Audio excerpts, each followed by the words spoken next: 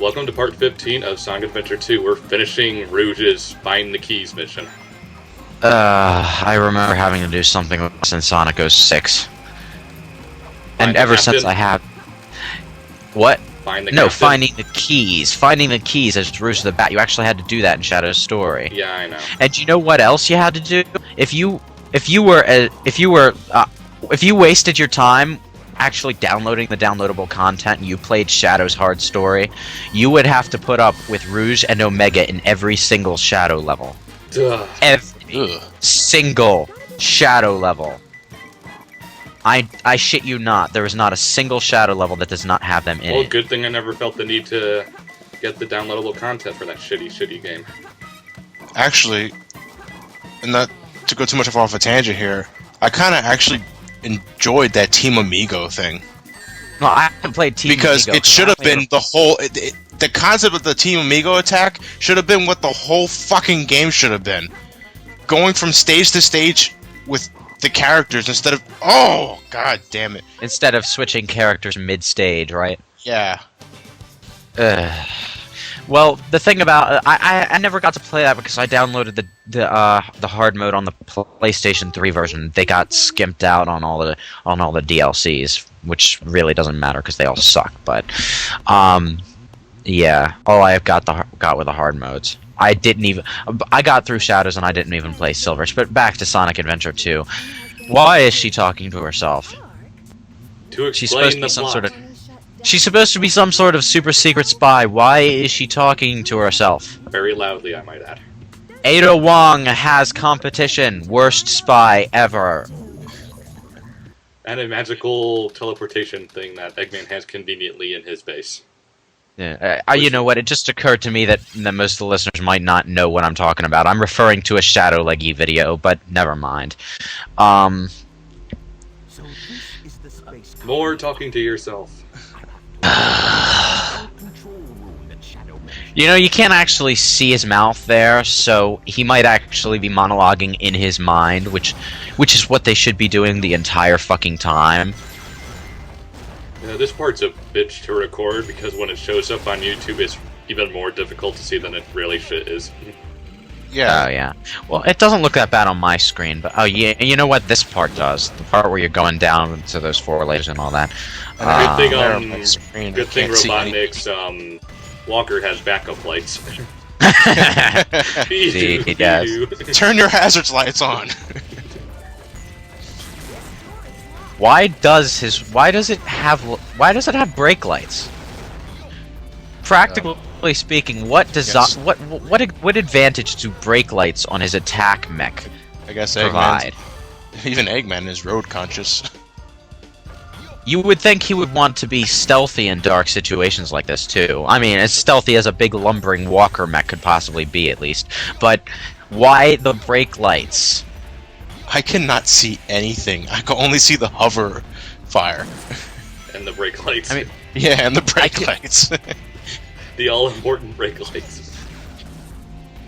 It's like, you know what? This is just one more reason why the Robotnik in Saturday AM is about 10 times as badass as any of the others.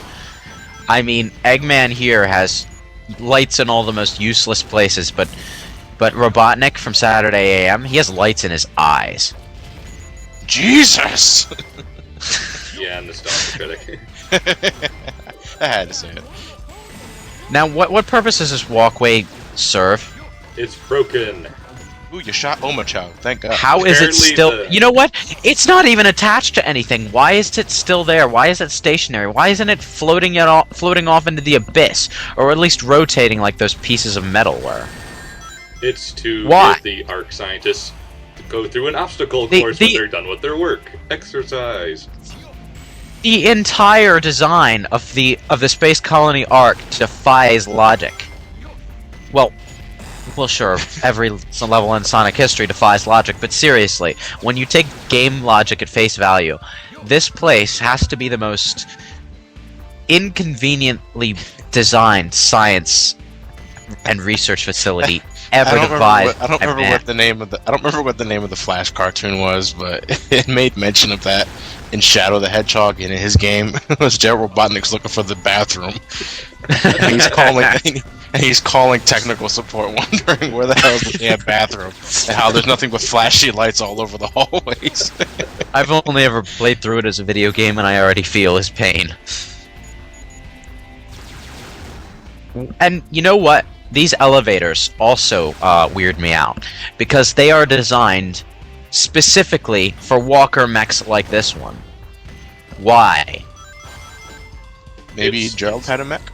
It's more fun to ride They than have- a Segway. They have the perfect grips on their platforms for the walker mech's feet. They are designed for this exact model of walker mech. So either Holy. Eggman knew that these platforms existed subconsciously and built his walker specifically to fit these platforms, or they were expecting him. Or I suppose maybe since Robotnik remembers his grandfather, he's already been on Arc before and knows about it. Or it's a video. No. Yes, Oh, I'm well, just yeah, I'm trying to possibly, but he can't. Yeah, well, what did Gerald Robotnik walk around in the same walker mech or something? It would. I said that would they're actually more fun make- to ride than Segways. Oh shit. Eggman on a Segway. You just gave me a new idea. Okay. What is the purpose of that flashing light circle on the Don't computer know. there? I will show the glorious of what the world's leading scientists You know what? Gerald is just being flashy now. He's adding cosmetic flourishes just to say, you know what, this is what I can do, and I can do it in style. But when you see this at the end, well, you know what? I'm not even going to make that comment until the end. But a weapon capable of destroying an entire planet. I do like Scott Dreyer, going to explain all of this conveniently. I must say, I enjoy listening to this version of Shadow's voice monologuing for a long period of time compared to his newer voice, but his newer voice, to quote Darkness the Curse, sounds like a bad Clint Eastwood impersonator. Still a pretty Yes. good voice, but it's that kind of alone weird is that he sounds like a insufficient. bad Clint Eastwood impersonator.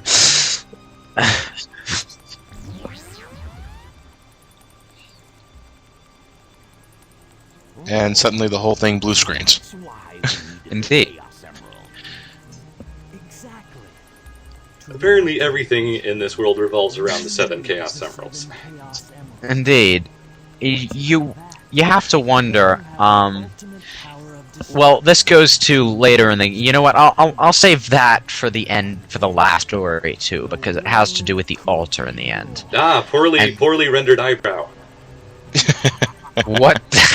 That is pathetic. That is sad. How did they do that? How did they screw that up that badly? Well, to be fair, at the time these graphics were fairly spectacular. Not as good as when the Dreamcast, not as dazzling as when the Dreamcast first came out, I imagine. But and how did you get up here? When you grabbed that huge emerald, you said something about a reaction. Something that will never be explained later. With the master emerald. Now, if you could just let me borrow that radar, I may be able to help you. My breasts propose a truce. What's in it for me? I have an idea where the other chaos emeralds may be. It may not look like it, but do you know that I am a treasure hunter? Again, she's flying perfectly fine, yet we can't do that in the game, of course. She's barely flapping her wings. And she pulled the emerald right out of her ass. I don't think we've been introduced. I'm But then again, They're everybody always- can do that. there's So. Always doing that. But you know, Sonic Unleashed did. I'm going to side with FTA on this, but Sonic Unleashed opening cutscene did finally answer where the fuck the Chaos Emeralds are stored. Magic space. And that's the end of They the just part. pop up. End recording. Why do we? I Why didn't are even you pay doing attention to that. End recording.